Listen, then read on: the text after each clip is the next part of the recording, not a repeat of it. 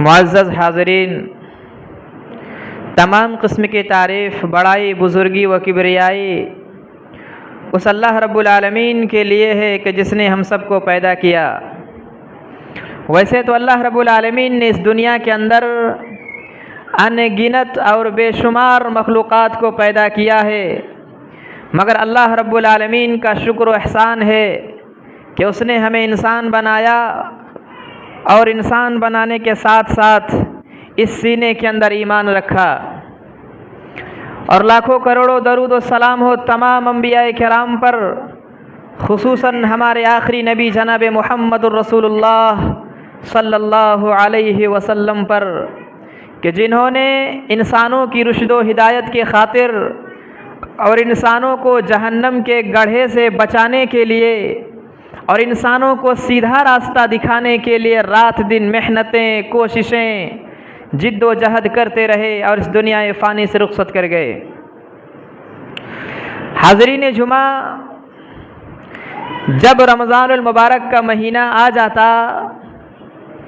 تو اللہ کے رسول جناب محمد الرسول اللہ صلی اللہ علیہ وسلم مسکراتے ہوئے اور خوشخبری دیتے ہوئے صحابہ کرام کو یہ کہتے: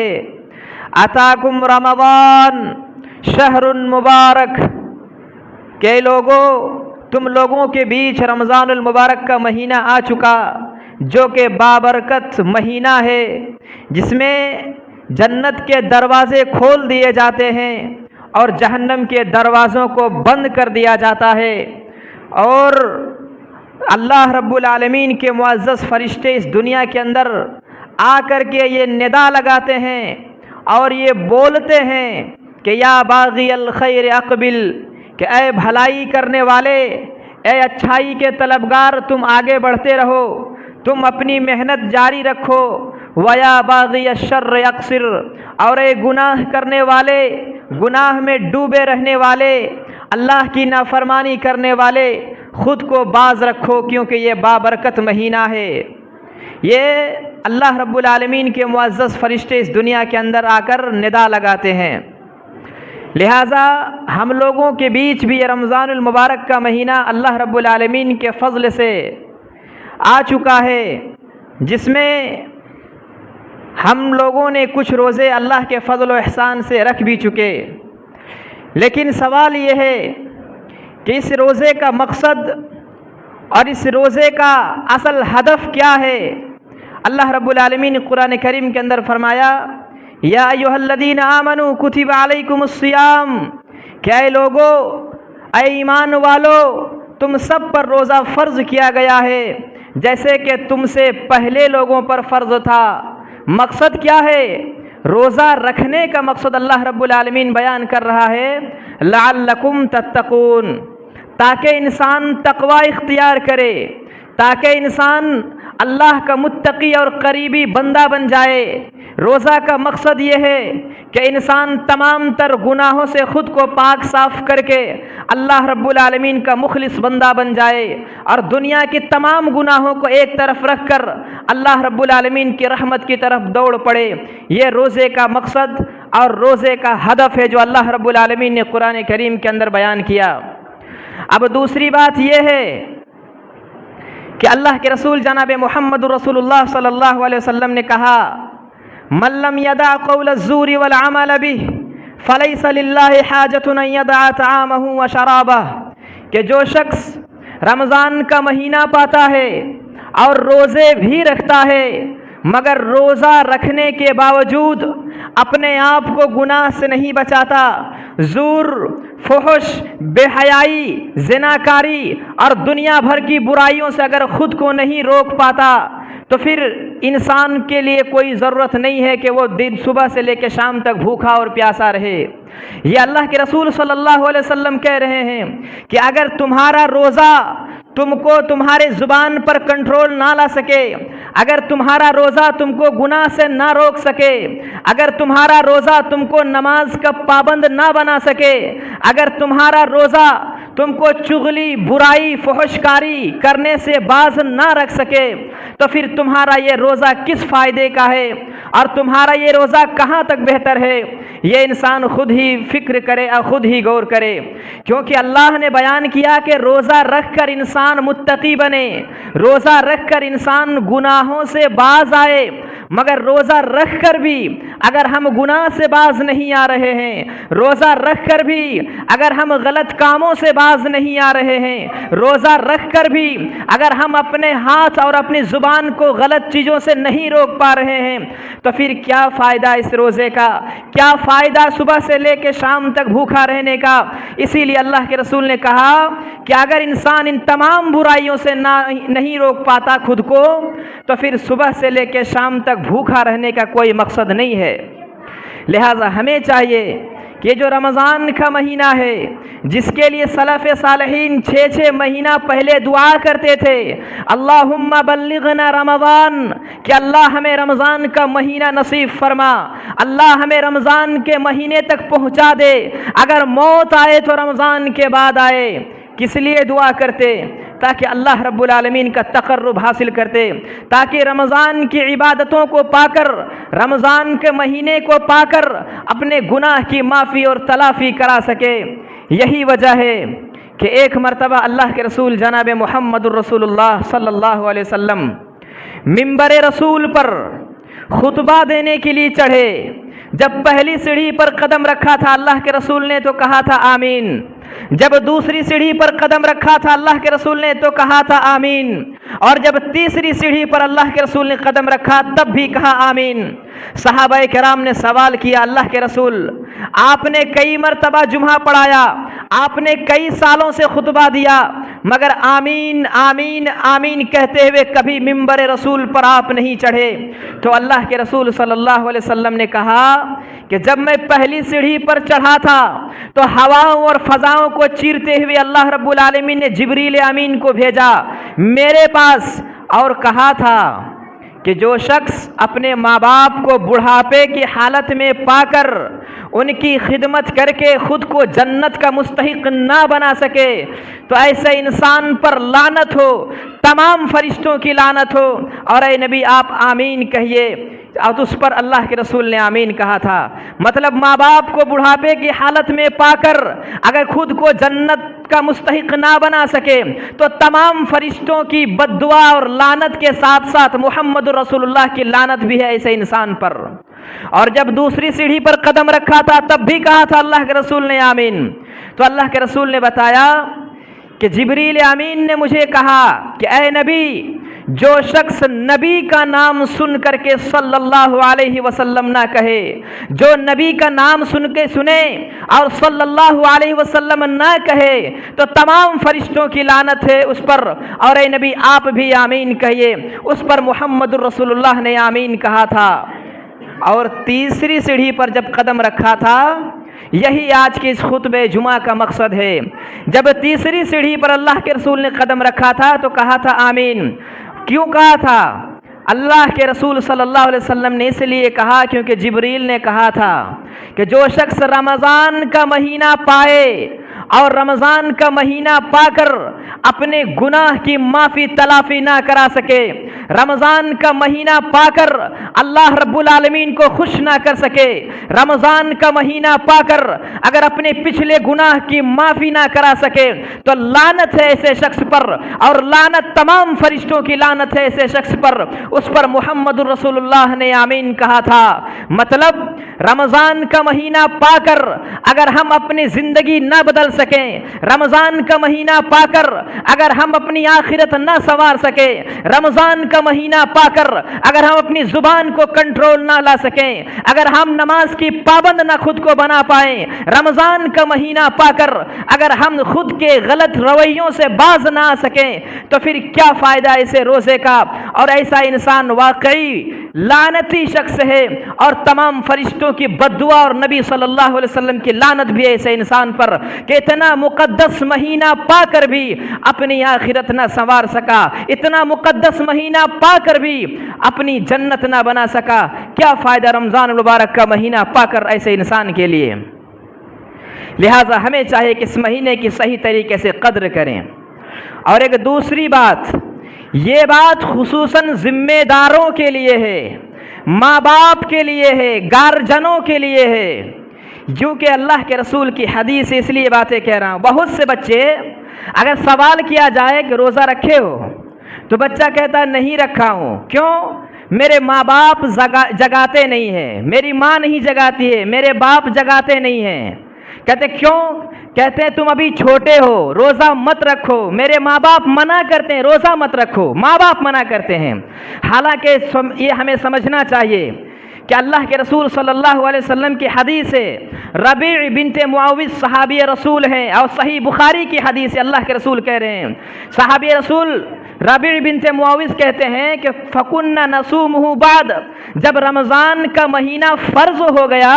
تو ہم لوگ روزہ رکھتے تھے۔ وَنُصَوِّمُ صِبْيَانَنَا، اپنے بچوں کو روزہ رکھواتے تھے، اپنے بچوں کو روزہ رکھواتے تھے، ہم خود بھی رکھتے، بچوں کو بھی رکھواتے تھے۔ اور حدیث کے الفاظ لوگوں غور کرنا، وَنَجْعَلُ لَهُمُ اللُّعْبَةَ مِنَ الْعِحْنِ، یہ جو اون ہوتا ہے، اون دھاگا، اس کا ہم لوگ کھلونا بناتے تھے۔ صحابی کہتے ہیں کھلونا بناتے تھے۔ کیوں کھلونا بناتے تھے؟ فَإِذَا بَكَى لَهُمْ عَلَى الطَّعَامِ، جب بچے کھانے کے لیے روتے تھے، ہم روزہ رکھواتے تھے مگر بچے چھوٹے ہیں، جب کھانے کے لیے روتے تھے فَأَعْطَيْنَاهُ ذَلِكَ، تو وہ کھلونا ہم لوگ دے دیتے تھے، حَتَّى يَكُونَ عِنْدَ الْإِفْطَارِ، یہاں تک کہ افطار کا وقت ہو جاتا تھا۔ یہ صحابی رسول بیان کر رہے ہیں، مطلب ہم لوگ اپنے بچوں کو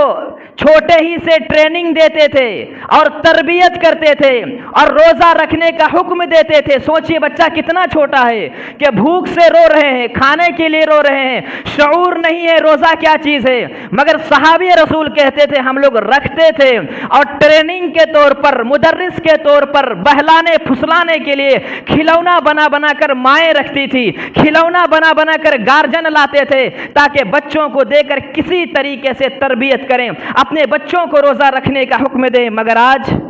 بچے بڑے ہیں تو کوئی کچھ بہانہ تو کوئی اپنے ماں باپ کو دوشی ٹھہراتا ہے۔ یہی وجہ ہے لوگوں، جو بچے چھوٹے سے روزے نہیں رکھتے، بہت سے ایسے لوگ آج بھی آپ کو ملیں گے، بڑے بڑے ہو جائیں گے، مضبوط ہیں، طاقت ہے، زندگی کا ہر کام کر سکتے ہیں، مگر روزہ نہیں رکھیں گے۔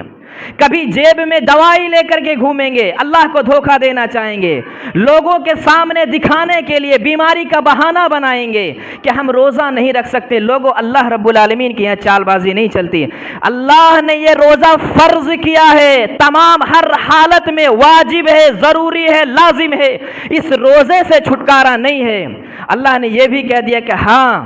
جو شخص بیمار ہے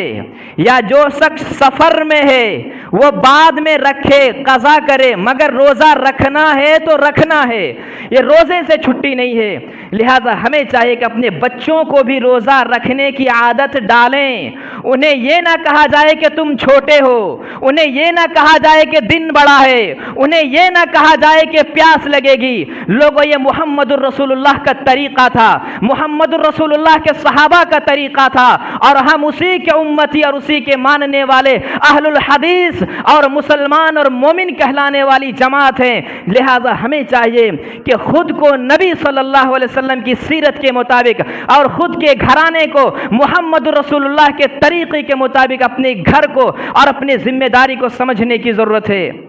اسی وجہ سے لہٰذا ہمیں چاہیے کہ ان چیزوں میں غور و فکر کرنے کی ضرورت ہے اور اپنے بچوں کو ٹریننگ دینے کی ضرورت ہے۔ یہی وجہ ہے کہ روزہ، جہاں صحابی کہتے ہیں کہ ہم لوگ روزہ رکھواتے تھے بچوں کو، وہیں اللہ کے رسول یہ بھی کہہ رہے ہیں کہ نماز کی باری جب آئی تو اللہ کے رسول بچوں کو حکم نہیں دے رہے ہیں کہ تم لوگ نماز پڑھو، بلکہ گارجنوں کو اور ماں باپ کو کہا جا رہا ہے کہ بچوں کو نماز پڑھنے کا حکم دو، اور نماز نہ پڑھے تو مارو۔ یہ اللہ کے رسول جناب محمد رسول اللہ کہہ رہے ہیں۔ اور بھی نماز اگر نہ پڑھے تو بستر الگ کر دو، بستر الگ کر دو ان کے، مگر پھر بھی یہ ماں باپ کے لیے ضروری ہے۔ اللہ رب العالمین یہ گارجنوں سے کل قیامت کے دن سوال کرے گا لوگوں۔ لہٰذا ہمیں چاہیے کہ ان مہینے کی قدر کریں اور خود بھی رکھیں اور اپنے گھر کو ایک بہتر گھرانہ بنانے کی کوشش کریں اور اپنے صحیح چیز کی تربیت دیں۔ اور دوسری چیز یہ ہے کہ روزہ رکھتے ہیں ہم لوگ، مگر اگر ہم لوگوں سے کوئی الجھ جائے، کوئی بے حیائی کی باتیں کرنے لگے، کوئی جھگڑا کرنے لگے یا کوئی غصہ دلانے لگے، تو اللہ کے رسول نے جو طریقہ بتا وہ یہ کہہ دیا جائے کہ انی صائمن، کہ میں روزے سے ہوں، میں روزے سے ہوں، میں تم سے لڑ نہیں سکتا، میں تم سے غلط بات بول نہیں سکتا، میں تم سے بے حیائی کر نہیں سکتا، میں تم سے جھگڑ نہیں سکتا۔ وہ اپنے آپ کو کہتے ہیں، کہہ دو کہ انی صائم، میں روزے سے ہوں۔ مطلب روزہ ایک ٹریننگ کا مہینہ ہے، روزہ ایک مدرس بن کر کے آتا ہے، روزہ تربیت سکھاتا ہے انسان کو کہ انسان کی زندگی کیسی گزارنی چاہیے، انسان اپنے آپ کو گناہ سے کیسے باز رکھے۔ اسی لیے صبح سے لے کے شام تک یہ جو بھوکا رہتے ہیں اور تمام بے حیائیوں سے، تمام برائیوں سے اللہ رب العالمین منع کرتا ہے، اس کا مطلب یہ کہ انسان کی آخرت سنوارنا مقصد ہے، انسان کو تقوی شعار بندہ بنانا مقصد ہے، انسان کو متقی اور پرہیزگار بنانا مقصد ہے۔ لہٰذا ان تمام چیزوں میں غور و فکر کرنا چاہیے۔ اور اسی طریقے سے یہ روزے کے مہینے میں صبر اور شکر یہ دو چیزیں خصوصاً انسان کو اپنانا چاہیے، کیونکہ یہ آپ کو چاہے جس طرح انسان کے پاس حلال روزی موجود ہے، انسان کے پاس تنہا ہے، ساری چیزیں مہیا ہے، مگر اللہ رب العالمین کے لیے صبر کرتا ہے کہ اگر آج میں نے صبر کیا تو کل اللہ رب العالمین اس کا بہتر جزا اور بہتر بدلہ دے گا، کل اللہ رب العالمین اس کا بہترین بدلہ خود دے گا۔ کیونکہ روزے کے بارے میں اللہ کے رسول صلی اللہ علیہ وسلم نے کہا کہ اس کا بدلہ اللہ رب العالمین، اللہ کے رسول کہہ رہے ہیں کہ اللہ رب العالمین بیان کرتا ہے کہ روزے کا بدلہ اللہ رب العالمین خود دے گا انسانوں کو۔ یہ اتنی بڑی چیز ہے کیونکہ روزے کا ثواب اللہ رب العالمین نے کسی کو بتایا نہیں۔ دنیا کی تمام نیکیوں کے بارے میں اللہ کے رسول نے کہہ دیا الحسنۃ بعشر امثالها الی 700 ضعف، کہ نیکیاں، یہ جو انسان نیک کام کرتا ہے 10 سے لے کر 700 گنا تک پہنچتا ہے، یہ نیکیاں 10 سے لے کر 700 گنا تک پہنچتا ہے۔ مگر روزے کی بات جب آئی تو اللہ رب العالمین نے کہا وَأَنَا أَجْزِي بِهِ، اس کا بدلہ میں دوں گا۔ کیا دوں گا، کتنا بدلہ دوں گا، یہ اللہ رب العالمین کے لیے، اللہ رب العالمین کے علاوہ کوئی نہیں جانتا۔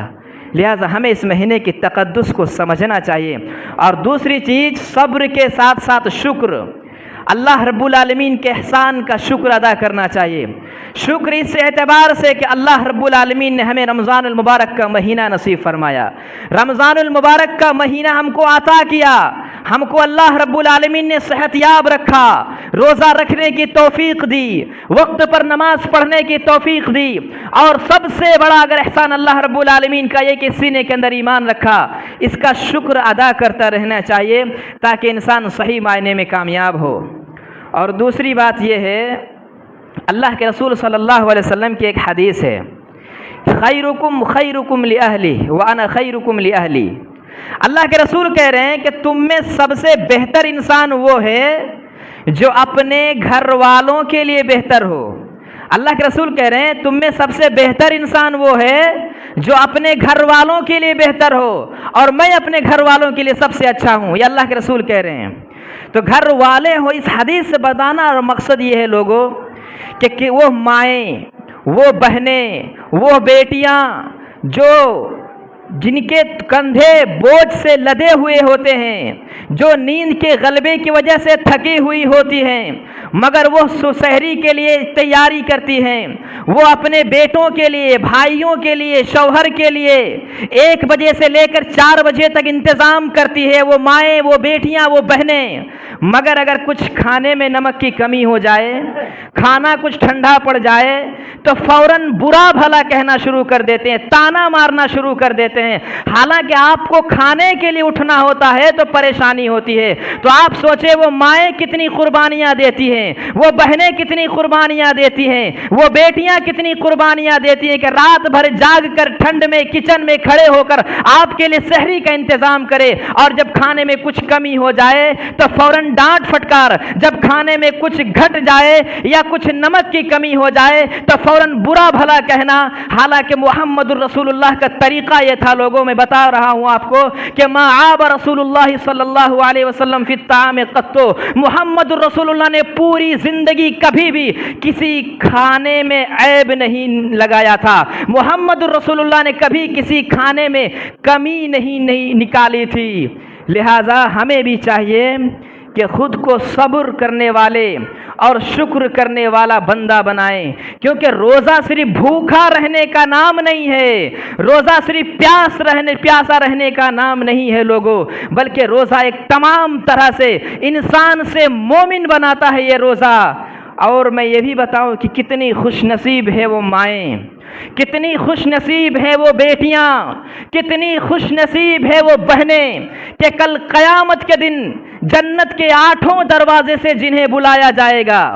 آپ غور کریں کہ وہ مائیں، وہ بہنیں، وہ بیٹیاں کتنی خوش نصیب ہیں کہ جنت کے 8 دروازے سے کل قیامت کے دن بلایا جائے گا، صرف 4 چیزوں کی وجہ سے۔ اگر کوئی ماں، کوئی بیٹی یا کوئی بہن یہ 4 کام کرتی ہے تو کل قیامت کے دن اللہ رب العالمین کی طرف سے یہ وعدہ ہے انشاءاللہ تعالی کہ جنت کے 8 دروازے سے بلایا جائے گا کہ تم اس جنت میں داخل ہو جاؤ، تم اس دروازے سے جنت میں داخل ہو جاؤ، تم اس دروازے سے جنت میں داخل ہو جاؤ۔ اور وہ 4 کام صرف یہ ہے۔ پہلا کام یہ ہے کہ 5 وقت کی نماز کی پابندی۔ دوسرا کام یہ ہے کہ جب رمضان کا مہینہ آ جائے تو رمضان کے مہینے میں روزہ رکھا جائے۔ تیسرا کام یہ ہے کہ پاک دامنی کا ثبوت دیا جائے، پاک دامنی کا ثبوت دیا جائے، خود کو گناہ سے روکا جائے، اپنی شرمگاہ کی یعنی حفاظت کی جائے۔ اور چوتھا یہ ہے کہ اپنے شوہر کی اطاعت گزار ہو، اپنے شوہر کی فرما بردار ہو۔ یہ 4 کام اگر کوئی عورت یا کوئی بہن یا دنیا کی کوئی بھی ماں اگر کر لیتی ہے تو اللہ رب العالمین کا وعدہ ہے کہ کل قیامت کے دن جنت کے 8 دروازے سے بلایا جائے گا، جس طرح کہ انبیاء و رسولوں کو جنت کے 8 دروازے سے بلایا جائے گا۔ لہٰذا ہمیں چاہیے، بہن بیٹیوں ماؤں کو بھی چاہیے کہ اس مہینے کے روزے کی پابندیاں کریں،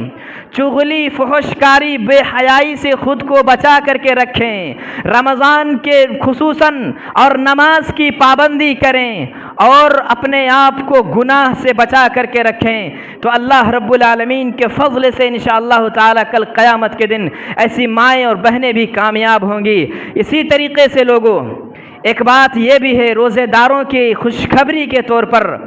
کہ اللہ اگر ایک دن کا کوئی روزہ رکھتا ہے، ایک دن کا کوئی روزہ رکھتا ہے تو اللہ کے رسول کے حدیث کے مطابق 70 سال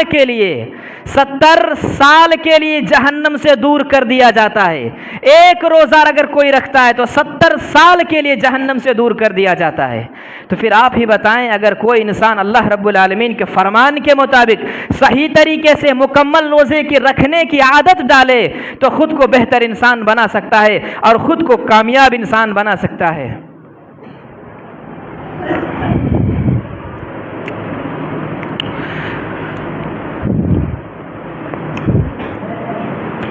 حاضرین جمعہ، یہ کچھ باتیں تھیں رمضان المبارک کے تعلق سے۔ ہمیں چاہیے کہ اس رمضان کے تقدس، اس رمضان کی عظمت کو سمجھیں اور اپنے آپ کو گناہوں سے بچا کر کے رکھیں۔ خصوصاً ہم صبح سے لے کے شام تک اللہ کے لیے بھوکا اور پیاسا تو رہتے ہیں، مگر ہم خود کو اگر برائی سے نہ روک سکیں، ہمارا روزہ اگر ہم کو 5 وقت کی نماز کا پابند انسان نہ بنا سکے، ہمارا روزہ اگر ہم کو چغلی، فحشکاری، بے حیائی سے نہ روک سکے،